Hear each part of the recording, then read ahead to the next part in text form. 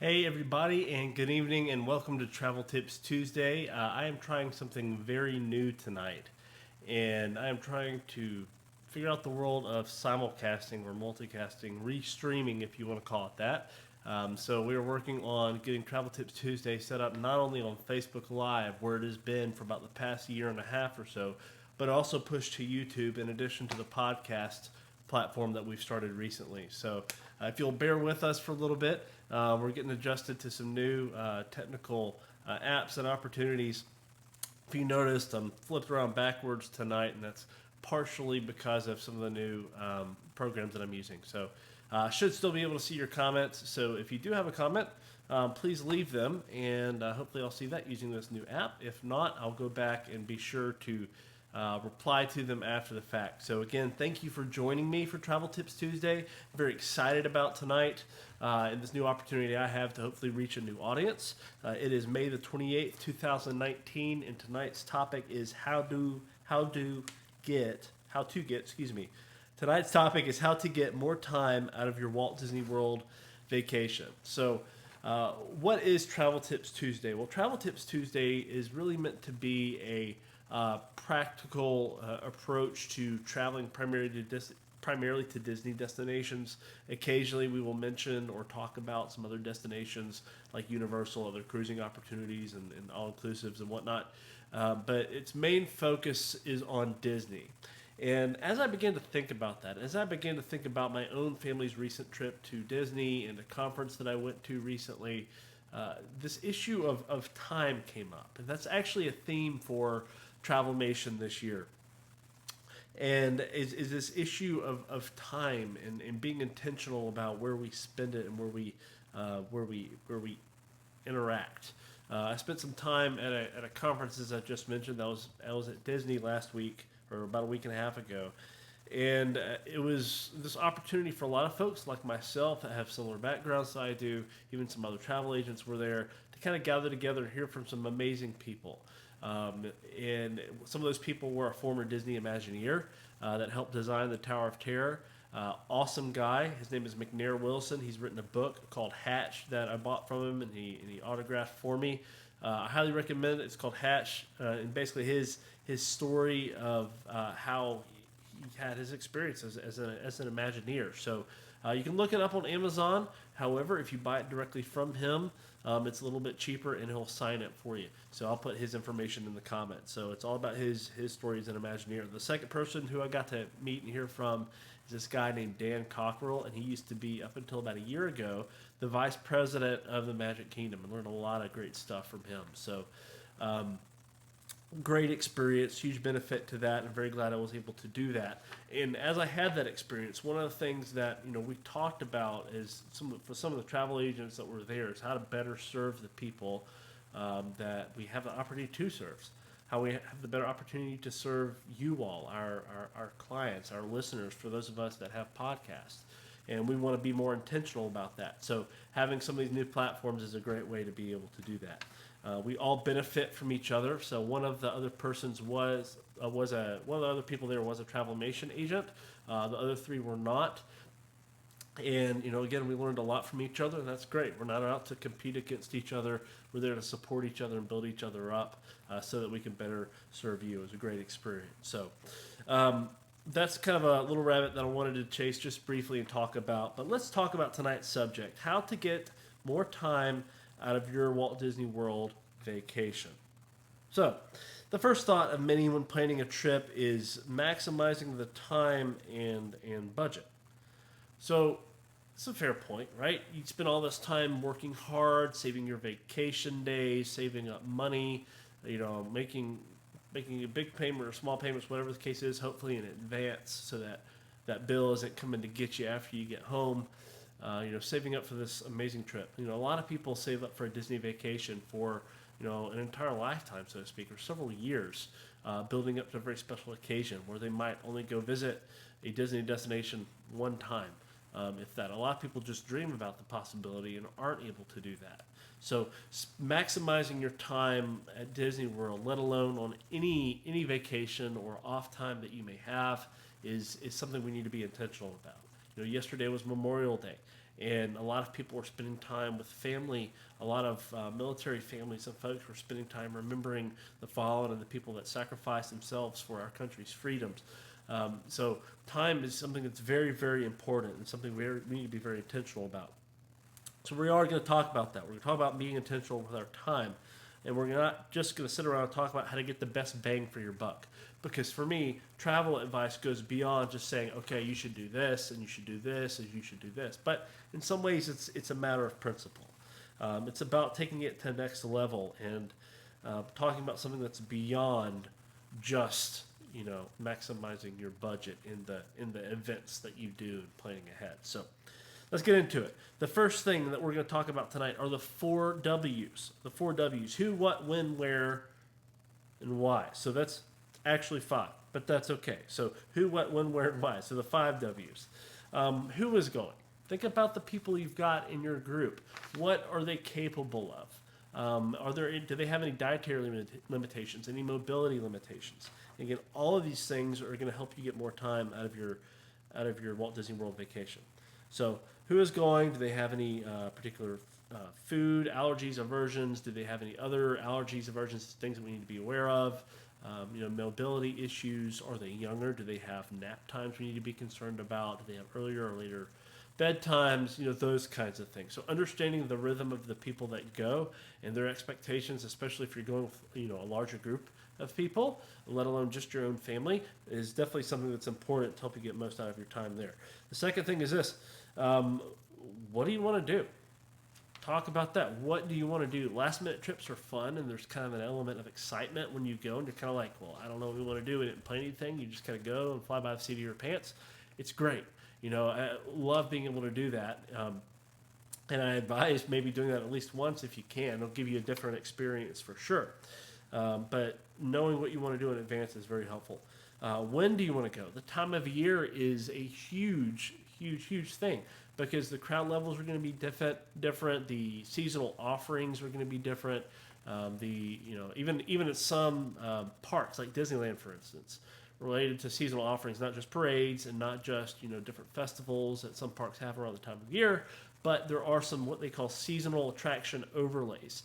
Like at Disneyland Park in California, there's a Haunted Mansion overlay. It's a big one. Also, currently at Space Mountain at Disneyland Park, they're having basically a Star Wars overlay, kind of getting ready for in anticipation tomorrow of the opening of Star Wars Galaxy's Edge. This is something that they've done before. It's not new, but you'll see a lot of those overlays. And, I'm probably not alone when I say this, but I wish that there were more overlays at Walt Disney World of some sort, not just sort of a seasonal decor that's changed out every now and then. So that's the win. Why are you going? Or where are you going also? So that's that. What resort do you want to stay at? Where do you want to stay? Where, are you going to California? Are you going to Florida? Or are you going to one of the other resort locations worldwide? Are you going on a cruise? That's an awesome Disney destination. Are you doing Adventures by Disney? Are you going to Aulani in Hawaii? Are you going to South Carolina and hitting up Hilton Head? Are you going to Vero Beach? In Florida, there's a lot of different things that you could do as far as Disney destinations worldwide. A lot of things that I didn't even mention, didn't even talk about, and would love to get into more. So the where is definitely important, and then the why. Why are you going? And for me, that's the most important of all of these. Knowing why before you start planning anything is important because that will help set up realistic expectations for what you want to do in conjunction with other things I mentioned. So the 5 W's: who, what, when, where, and why. The second thing tonight, the tools at your disposal. Again, we're talking about how to get more time out of your Walt Disney World vacation. We started off talking about the 5 W's, and the next one are the tools at your disposal. And definitely want to mention the My Disney Experience app. And the first thing on that app, there's a lot of things. We could spend an entire night talking about the My Disney Experience app.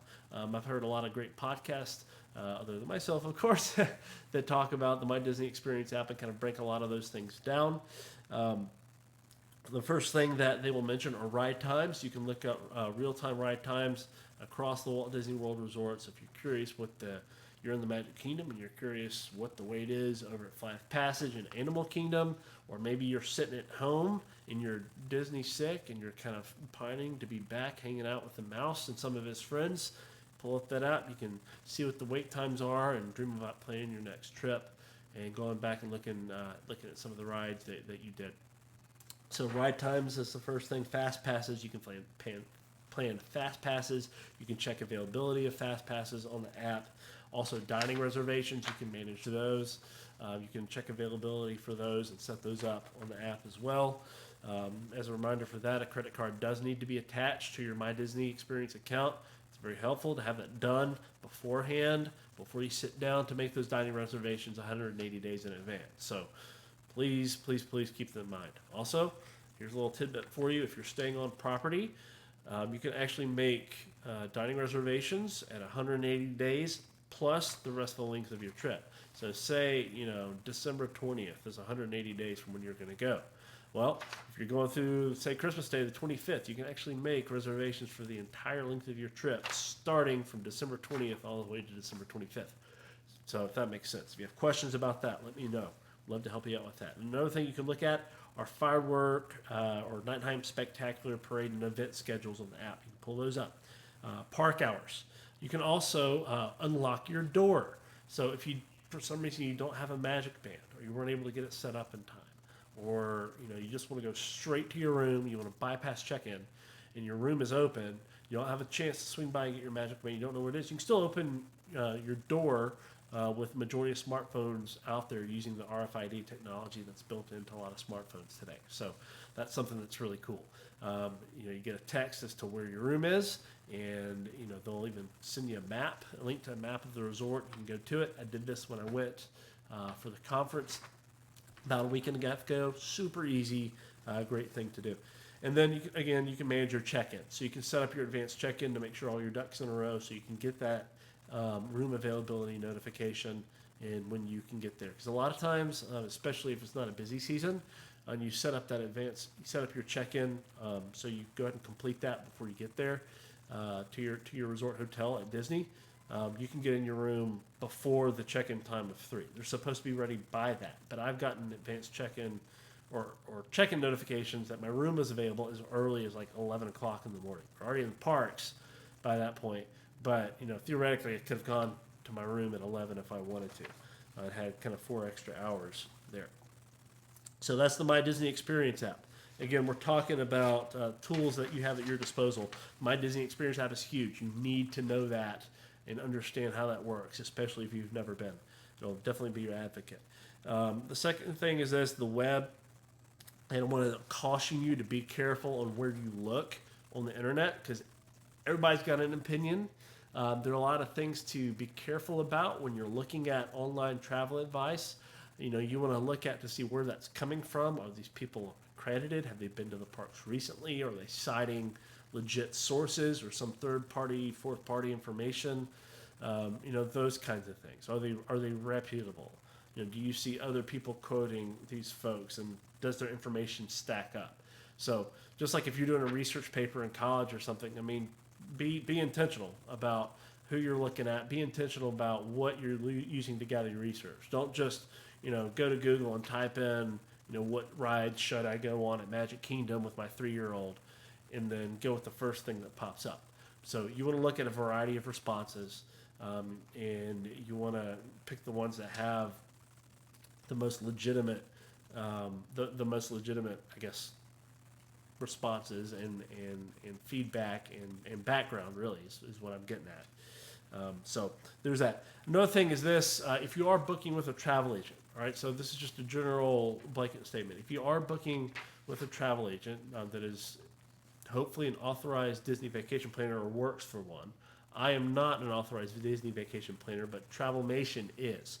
And what that means is that Travelmation has the accreditation, and we work under that, and we have a lot of great tools. We have an excellent network of support, a direct line, a high priority line into Disney if something were to go awry, or we need to make changes on your reservations last minute. We can do those without you having to sit there on the phone or on the internet trying to figure it out. We can do it quickly and efficiently, and hopefully get you what you need.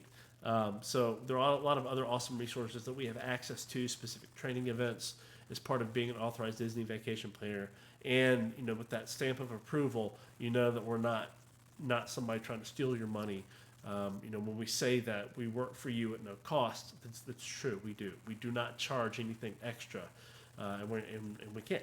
So we have to abide by a lot of very strict rules and regulations that Disney sets out for us, just like a lot of their own employees and cast members do. So look for that authorized Disney Vacation Planner logo. And also, even a step beyond that, look for the earmarked accreditation. You may have heard about that if you're considering a trip. And basically what that means is that particular agency that is an authorized Disney Vacation Planner has reached a certain level of performance. And even with the different levels of earmarked, currently Travelmation is gold. They're about to hopefully bust into platinum here over this next year. We're really close. And that basically means that we're going to have more resources and more opportunities to be able to hopefully equip you better for your next trip. So that's what to look for if you're booking with an agent. And just want to be honest about that, because I could tell you all day to book with me, which I would love for you to do. But for some of you, you have friends, family members, close friends and family members that are booking agents. Ask them, is your agency an authorized Disney Vacation Planner? Ask them, are they earmarked? Ask them to tell you about it. I would love to tell you more about Travelmation and what that means for us. The third thing is, as we're going through how to get more time out of your Walt Disney World Vacation, again, we've talked about the 5 W's. We've talked about tools at your disposal, which we just wrapped up. And then the third thing is this, having a plan. So let's get into the specific time elements itself, having a plan. And this is the first thing. Some of the stuff is going to be counterintuitive, and this first thing might be for some of you. And that is sometimes less time in the parks is better. I posed this question on my Facebook feed earlier. What is one thing, forget how verbatim how I explained it, but what is one thing that you wish you had more time to do on a Disney vacation?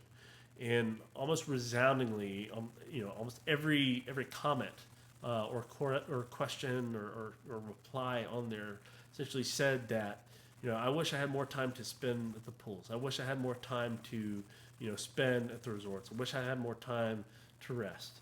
So say you're going to Disney for 7 days. Spend at least one of those days resting. You can still get some awesome park days. Plan a rest day right there in the middle so you can recharge yourself. Your body, your feet will thank you. Your sanity will thank you. And I promise you, you will get to have a different kind of experience that a lot of people miss out on, because especially with a lot of the moderate and deluxe resorts, and even with some of the value resorts, they have some amazing pools. There's a lot of awesome stuff to do on your resort hotel property that you can do without even going into the parks at all. Not even going into Disney Springs, where you can just sort of chill and relax and hopefully, recharge. Because for a lot of people, that's why they go on trips in the first place. So sometimes less time in the parks is better. Rest days are important. The second thing is this: have realistic expectations based on your 5 W's. So the first thing that I talked about were your 5 W's. If you're just not coming on, or you came on recently, you didn't catch the 5 W's part, go back and listen to that. Again, the 5 W's are the who, what, when, where, and why of your trip. Who is going? What do you want to do? Where and when do you want to go? And why are you going? You have to be able to answer those questions before you go on a trip, because those will help you get set up for realistic expectations. Sometimes we see these grand commercials, or we hear amazing stories about how Disney does some amazing things, and sometimes we hear about the not so amazing things that happen at Disney. Well, understanding those will help you to be able to compare what other people are telling you, what you read online, and how you gather that feedback and put it all together to help you have realistic expectations going into your trip, so you can live to the hype as much as you want, but you don't overhype it, because it is possible. I guess I don't really think it is, because I think there's a lot to do at Disney. But if you do have unrealistic expectations going into your trip, then that can set you up for a not so fun time. So is one of my goals as an agent and as a friend of others that's been helping people plan trips to Disney for years, is to help you have realistic expectations and know how to manage your time better, know how to manage your money better, so you're not, busting it all day long and you're miserable by the time you get back and you never want to go back again. You should want to go back. You may not be able to, but you should at least want to. And I think there's a big reason for that. Disney has they're the number one tourist destination in the world for a reason. They keep people coming back. They're constantly innovating, and they are known for their standards of customer service. But having realistic expectations will help you maximize your experience and see why Disney is known for who they are, why they set the standard in their business. So, realistic expectations based on your 5 W's. The next thing under having a plan is planning a long trip. Okay, again, going back to the rest days thing, planning a long trip. Consider that. You're like, okay, well, I can't afford like 10 days at Disney. Okay, fine. Well, maybe split up your trip. Do something a little bit different on days. Stay on property for a few days and go and spend some time in Cocoa Beach and go explore Port Canaveral, which is just a little drive away from Orlando area. Go explore some of the other areas of Orlando. So there's a lot of really cool things to do in Orlando that are not just in the Disney area. But for a lot of folks like myself, if it takes you anywhere from 12 to 15 hours to drive to Central Florida, you want to spend some time there. You don't have to necessarily go to the expense of flying if you're within driving distance, or if you're not within driving distance. Like recently, I met somebody from Toronto, Canada. That's right, Toronto, Canada. That spent probably, I would say, around 24 hours, 25 hours, something like that. Not straight, but split over the course of a few days, driving from Toronto all the way to Central Florida.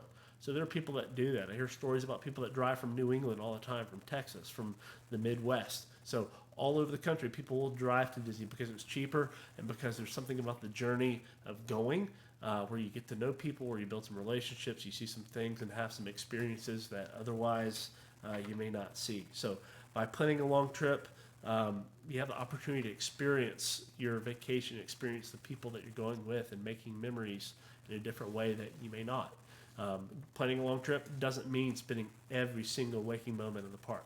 If you want to do it, by all means, there's a lot to do, and you could easily spend every day in the park and still not get everything done that you want to do. So think about your trip creatively. Make it an experience for you and your family.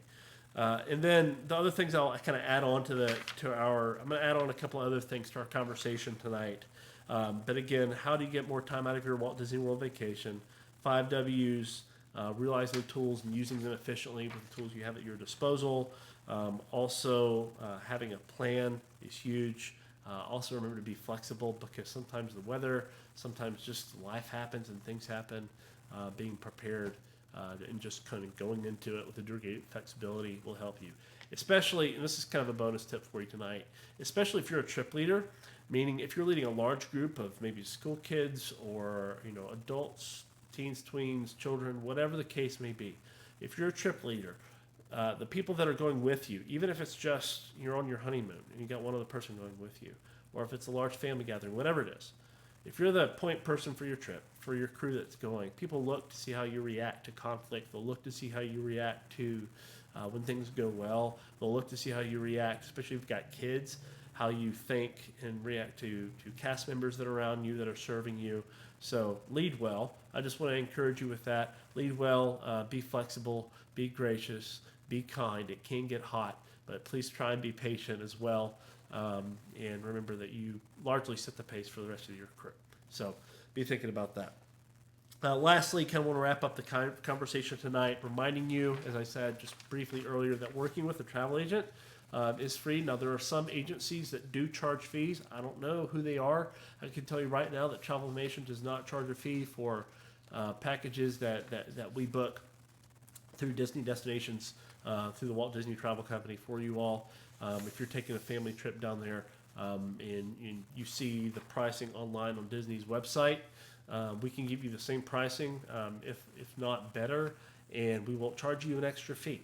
So the way that works is that Disney builds that into their package pricing. If you notice, when you book a package, they don't say tickets cost this much, dining costs this much, hotel costs this much. Now, you can go look those things up individually if you want to, but when you go to book a package, it does not break it down for you.